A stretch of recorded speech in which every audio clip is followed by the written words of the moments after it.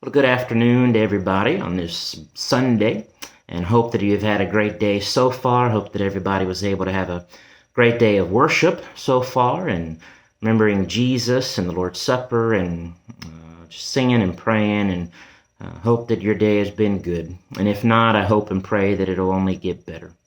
And today, this afternoon, we want to get back to the Gospel of Mark. In Mark chapter 11, where we left off last time. And what we had seen last time is Jesus had made his humble yet truly grand entrance into Jerusalem. And the praise that he was receiving, and the hope that was in the people.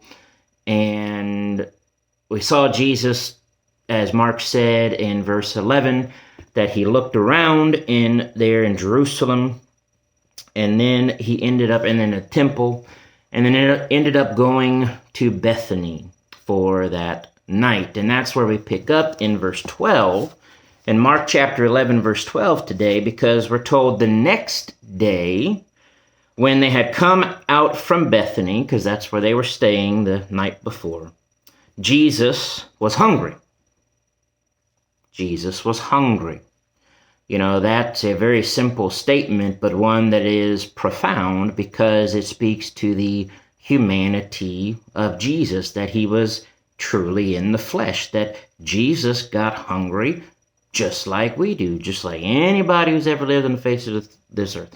Jesus was hungry, and seeing from afar a fig tree having leaves, he went to see if perhaps he would find something on it. When he came to it, he found nothing but leaves, for it was not the season for figs. In response, Jesus said to the fig tree, "Let no one eat fruit from you ever again." And his disciples heard it. So here is Jesus, and they're going on the way. He's hungry, sees a fig tree. It's got leaves, so it's possible, a chance he thinks it might have some fruit on it. It doesn't. Well, Jesus curses the tree that it would never bear fruit again. And you could almost, as it says, the disciples heard Jesus say that, and I wonder what their facial expressions were, maybe what they were saying to each other, like, wow, Jesus, kind of got angry, or Jesus, why did he curse that fig tree, or hey, did you hear that, or whatever they might have said. But apparently, they didn't say anything about it. They heard Jesus say it. They didn't comment. They didn't ask questions. So they go on. So verse 15, they come to Jerusalem.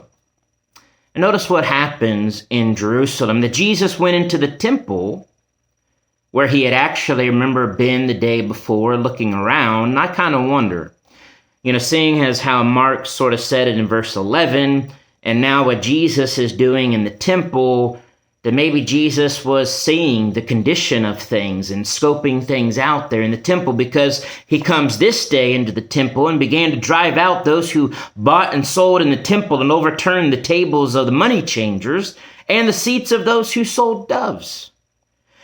And Jesus would not allow anyone to carry wares through the temple.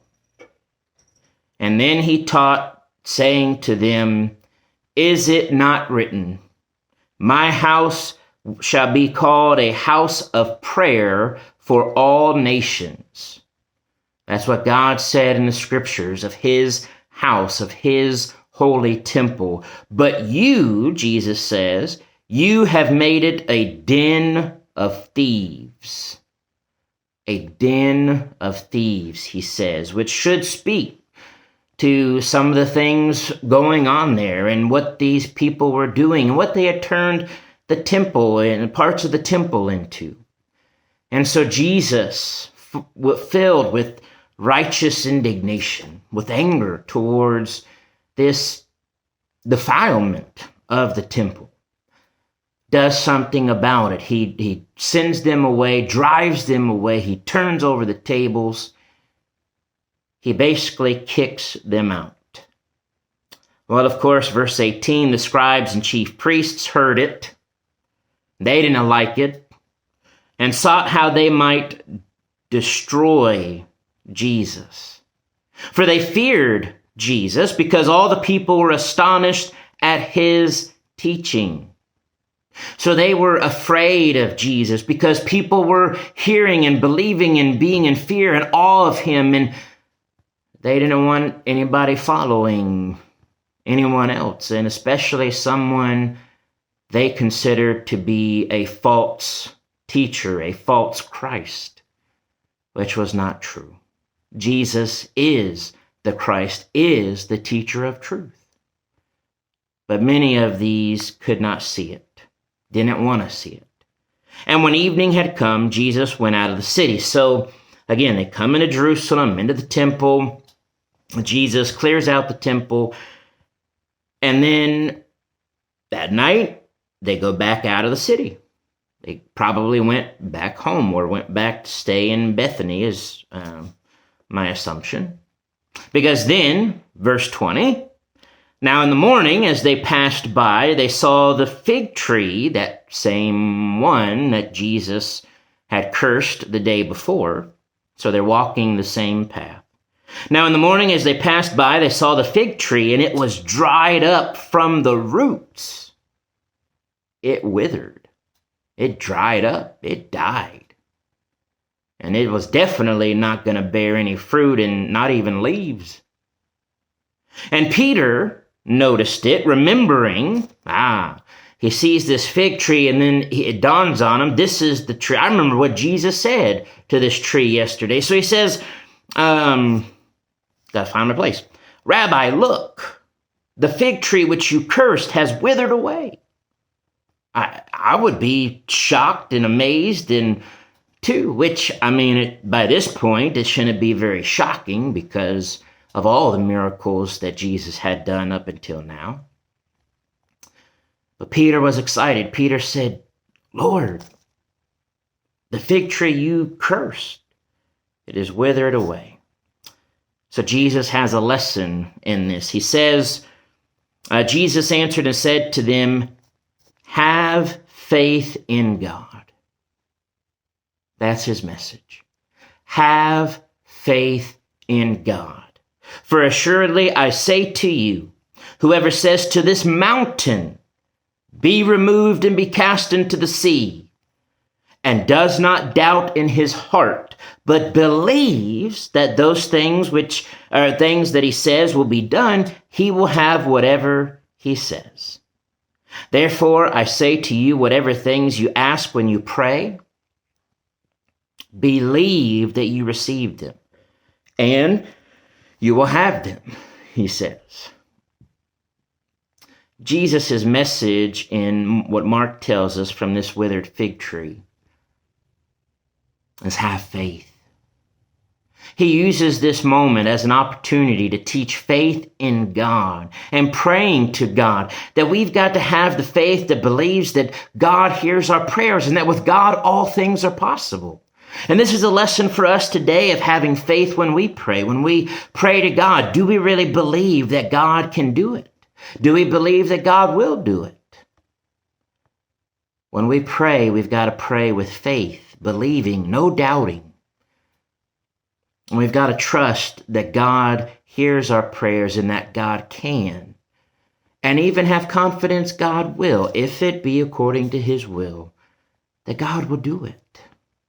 As Jesus says here. But there's another part to this that Mark goes on, that Jesus had something, the conversation, his response wasn't over, because in verse 25, Jesus also says, as he's telling him, you got to pray in faith, he says, well, and about that, praying to God, he says, whenever you stand praying to God, if you have anything against anyone, forgive him.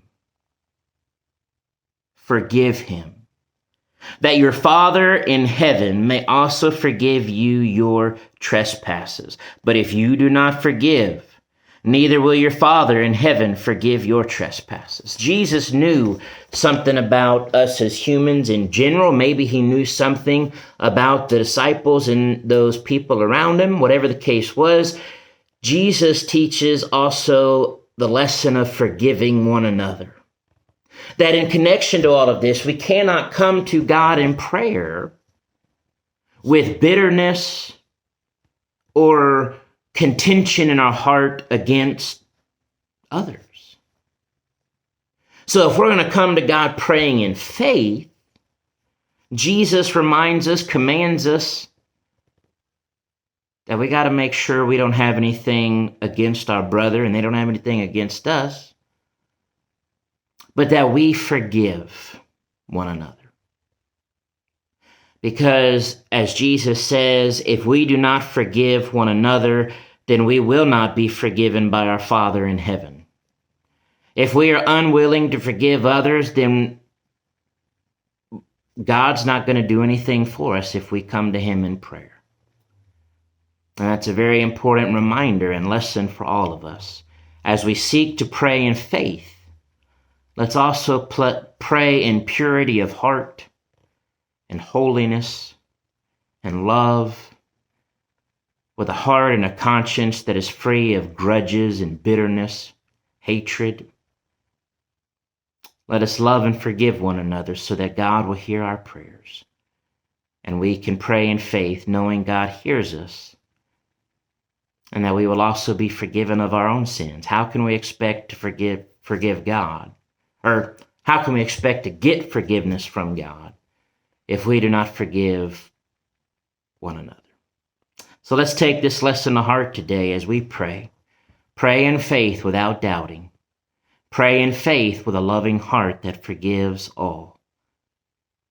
Be like Jesus. Follow Jesus. Obey Jesus. Love Jesus. God bless.